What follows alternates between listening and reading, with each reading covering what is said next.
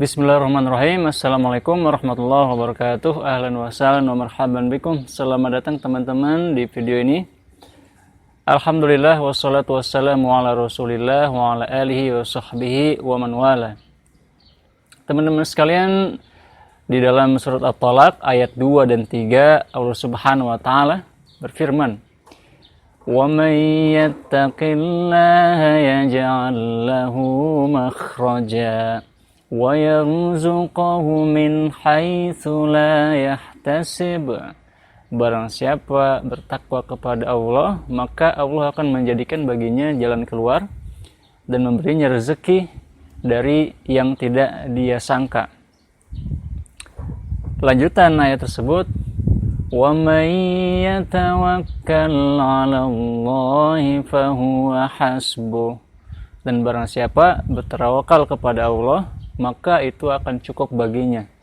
Innallaha balighu amrih qad ja'alallahu likulli syai'in qadra.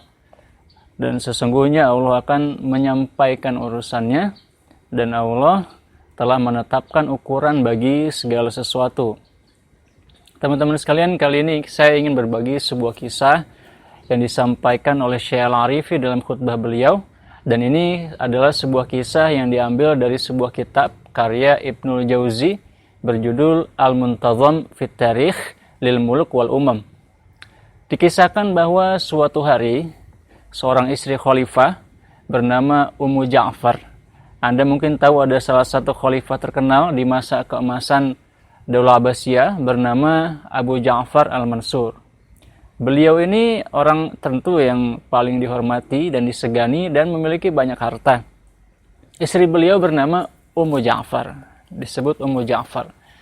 Suatu hari Ummu Ja'far berjalan keluar dari rumahnya di pasar ya, dan beliau melewati dua orang pengemis.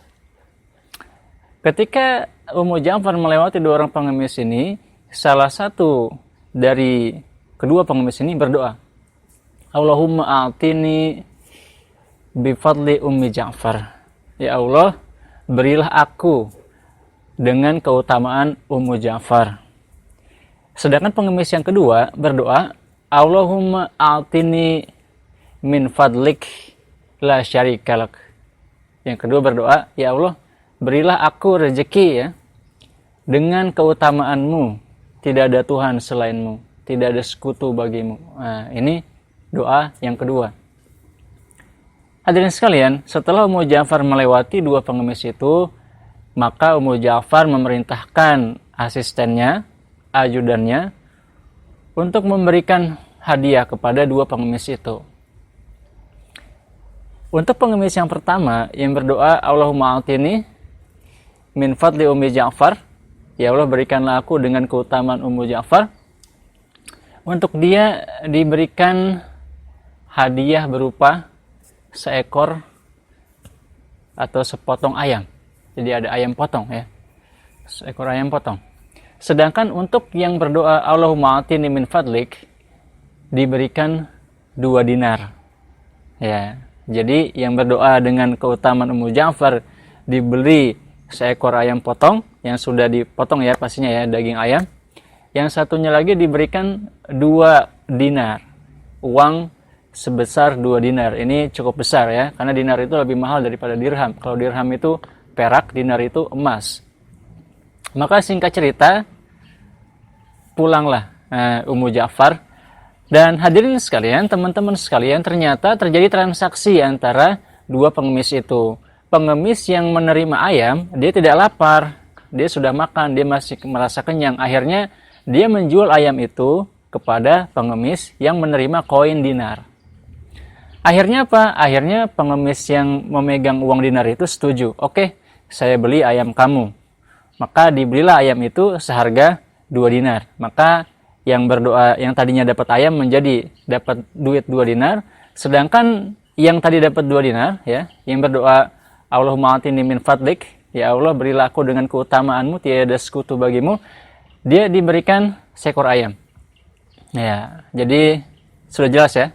Nah, ketika mereka pulang sampai di rumah, ketika pengemis yang tadi berdoa, ya Allah berikanlah aku dengan keutamaanmu itu, ketika dia membuka ayam potong itu, ternyata teman-teman sekalian, di dalam ayam potong itu sudah dimasukkan koin sebanyak 100 dinar.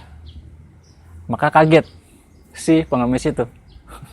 Sedangkan pengemis yang satu lagi yang berdoa, Allahumma atini bifadli Ummi Ja'far, ya Allah berikanlah aku dengan keutamaan Ummu Ja'far, maka dia hanya mendapatkan 2 dinar. Maka seminggu kemudian, setelah berlalu 7 hari, 2 pengemis itu dalam keadaan yang berbeda. Yang satu sudah kehabisan uang dan kembali mengemis, dan yang satu keadaannya menjadi lebih baik. Kenapa? Karena dia memiliki tabungan sebanyak 100 dinar, maka dia pun tidak membutuh untuk meminta-minta lagi. Hadirin sekalian, itulah salah satu misteri rezeki. Kadang kita yang mencari-cari justru mendapatkan yang kurang, malah yang tidak mencari mendapatkan yang lebih. Allah Subhanahu wa taala memberikan rezeki sesuai kehendaknya. Sebagaimana Allah Subhanahu wa taala berfirman dalam salah satu ayatnya, "Walau basatallahu rizqa labagaw fil ardi." Walau basatallahu rizqa li'ibadihi labagaw fil ardi walakin yunazzilu biqadarin ma yasha. Seandainya Allah Subhanahu wa taala luaskan bagi semua hambanya sebanyak-banyak rezeki, maka mereka akan melampaui batas. Walakin yunazzilu biqadarin ma yasha. Tetapi Allah Subhanahu wa taala menurunkan sesuai dengan ukuran takaran yang Ia kehendaki. Wallahu bi'ibadihi khabirun basir. Dan Allah Subhanahu wa taala Maha tahu tentang keadaan hambanya. Hadirin sekalian, mudah-mudahan ada hikmah yang bisa kita ambil dari kisah ini. Sama-sama kita belajar menggali kembali ayat-ayat yang Allah titipkan kepada kita. Terima kasih banyak Anda sudah nonton sampai akhir. Jangan lupa di like, komen, subscribe, dan di-share kepada teman-teman yang membutuhkan. Terima kasih banyak. Wassalamualaikum warahmatullahi wabarakatuh.